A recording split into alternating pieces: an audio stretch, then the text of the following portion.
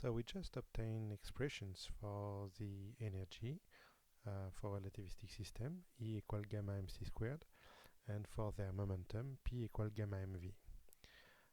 What we often need in order to describe the kinematics of, for instance, relativistic collisions is a relationship between energy and momentum. So for that, we rewrite this expression by squaring them.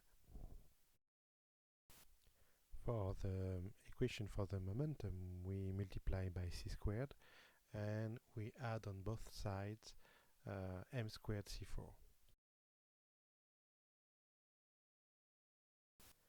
Factorizing gamma squared m squared c4 on the right hand side, we can write. We now show that the term between the brackets is just 1. So both equations are equal to gamma squared m squared c4. Therefore, we can write that E squared equal m squared c4 plus p squared c squared.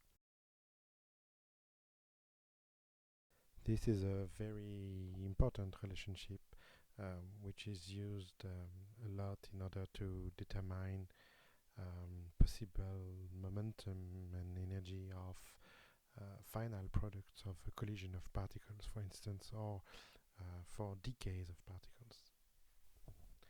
We are also often interested into the kinetic energy. So for non-relativistic systems, the kinetic energy is just half mv squared. But we saw that for relativistic system, we have also a mass energy term, and half mv squared is only a small velocity limit of the kinetic energy. So we will use the same definition of the kinetic energy as the difference between the total energy and the mass energy mc squared. So we have E equal mc squared plus k. So when the system is clearly relativistic and the velocity v is not particularly small with respect to c, we have k equal to square root of m squared c4 plus p squared c squared minus mc squared. We sometimes also have cases where the particle is ultra-relativistic. So what it means is that its velocity is very close to the speed of light. In this case, gamma goes to infinity.